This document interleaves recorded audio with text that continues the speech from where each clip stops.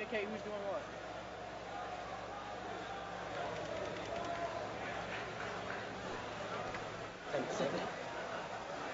I saw 3 guys jump on a yellow. They all took pictures.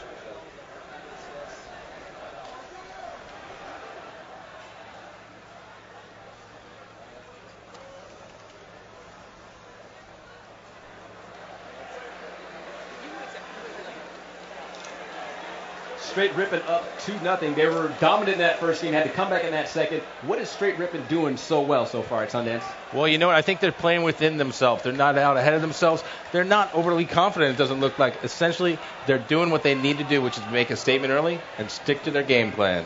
And Puckett Inferno, what do they have to do to pick up this third game? They need to start working as a team a little bit more, Aaron, and let's see if they can do it coming up in this next game.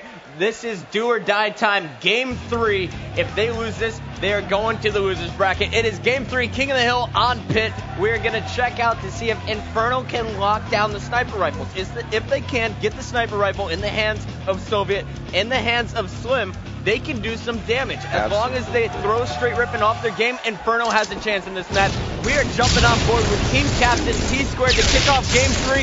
It's do or die time for Inferno, and Str8 Rippin is going for the jugular here. You see Tsquared getting hit there once by the sniper shot, shooting out a predictive rocket over towards training. And check it out as his sneakiness paid off, picking up the kill on Hokum. Str8 Rippin already with 8 seconds of hill time as Legit is just sitting pretty in that hill. Tsquared is looking for that sniper rifle on the other side of the map, and here he's got it. So Tsquared fully loaded.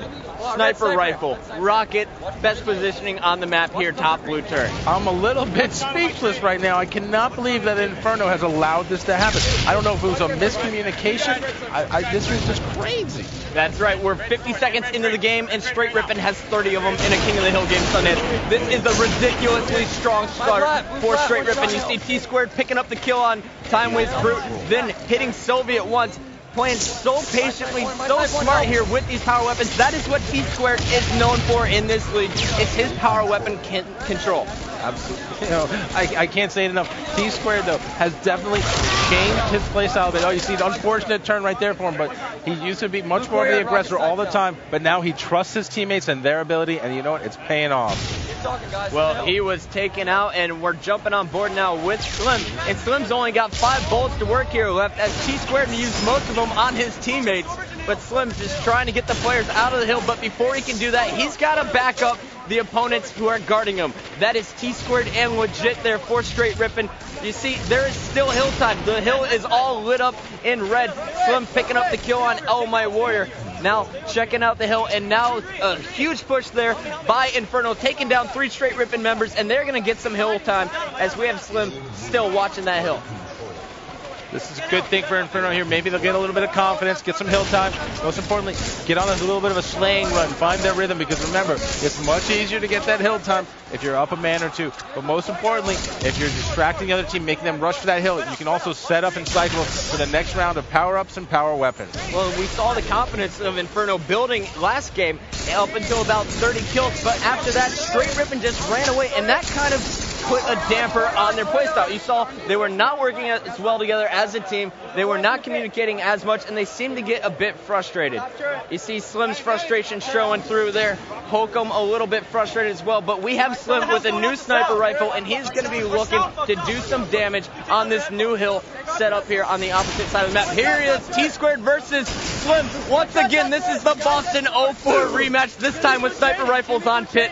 Slim was taken down. Str8 Rippin getting the best of him. We're jumping on board, though, with Soviet. Doing what he does best. Trying to snipe, but Legit shut him down. Neighbor's got a sniper of his own. This map, full of snipers, full of action. Str8 Rippin leading most of it right now. Guys, Inferno hasn't had a full-strength team throughout most of this match. I mean, there's always somebody down, if not 2 or 3 people down. Yeah, and that's what Str8 Rippin's doing, is they're outslaying. Objective games are always easier if you outslay.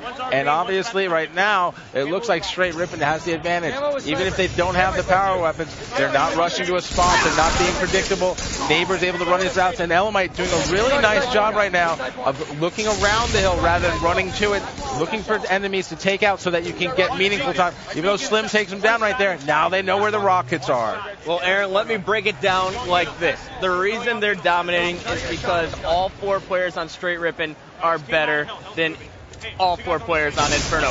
Each player matchup is in favor of Str8 Rippin. They are just the stronger squad. Absolutely. That explains it. It seems like Str8 Rippin does an excellent job of using the hill as bait, and Inferno just keeps walking into a mulcher, it seems like. They just get chewed up. Again, at the beginning of the last game we saw, though, it was Inferno whose 4 players looked stronger at the beginning of that game. But as we know, it's not how you start, it's how you finish. Well, Neighbor was taken down. We are watching here on the main stage. Str8 Rippin facing off against Inferno. It is game 3, do or die time for Inferno. Winners bracket round 2. We are jumping on board with Tsquared, the captain of Str8 Rippin, as he is trying to lock down the base here, getting the brand new sniper rifle. And Tsquared has had a power weapon in his hand about 67% of this match, Sonny. I tell you what, man, he couldn't be any happier either. He loves having those snipes, he loves having those rockets, because he loves taking bases, and he loves the things that go boom. And I love when he's got it too, because it is exciting to watch. We got T2 playing so passively right now, though. He heard the call out. Soviet was down low, and check out the BR from Soviet. That was a 3-shot taken down. Tsquared only hit him 3 of those shots. Soviet, perfect 4. We're going to stay on board with him. He is the only player really standing up to the Str8 Rippin squad at this point. It seems like Soviet relishes the opportunity when he's one-on-ones with anybody on Str8 Rippin. Like, that's what he prefers. That's what he likes to do. Well, that is the best thing for Soviet to do, is getting those one-on-ones, because otherwise you have 3 or 4 Str8 Rippin rifles coming at you. Their team shot is on so well right now. If they can continue this, they could take down a huge team like Final Boss or Triggers Down, no question. I'd have to say right now, Str8 Rippin is just having their way with Inferno where it matters most, which is in the score. They're also outslaying when it matters, although Soviet is right now the rising star. Mauler sniped, set up well. Nobody in the hill. He's trying his heart out, Sundance. You saw that perfect headshot. That was the fastest reflexes out of anyone on Inferno, for sure. And he is showing off why he was a big name in 2007 towards the end. But you wondered, can this team support Soviet? Does he need to jump ship to a better team? Is there someone looking for him out there? Oh, fuck it. I don't know. I think we may be a little early with that question, because Soviet right now, although he's a sick player, I don't hear him saying much. I see him holding 2 key weapons, and he's playing, but you know what? He needs to do more, because the Str8 Rippin's in the hill. Now, one thing that Inferno did do was pick up that coach to pick up where Soviet leaves off. When Soviet's not talking, the coach is doing it for him. Keep your eye in the bottom left corner there on his player cam. He is very rarely communicating, if ever. He's really got to get into that mode and become a fully rounded player. He is taken down once again by ElamiteWarrior. And check it out, we're going to legit screen here pretty soon, because he is just sitting in the hill, not seeing anyone. Nobody shoot him, but what's going on? He's just sitting there having a holiday. This is unbelievable. At this level of play, I am shocked. Well, finally taken down, but that allowed ElamiteWarrior to push in and pick up 2 of the Inferno buddies. So that is 3 down for Inferno. Now it's Elamite's turn to sit in the hill and not see anyone. This is just thick nasty for Str8 Rippin right now. They're having their way with them. As you said, Elamite baiting legit, waiting for somebody to come shoot him so he can swoop in and get the double kill and then grab some time of his own.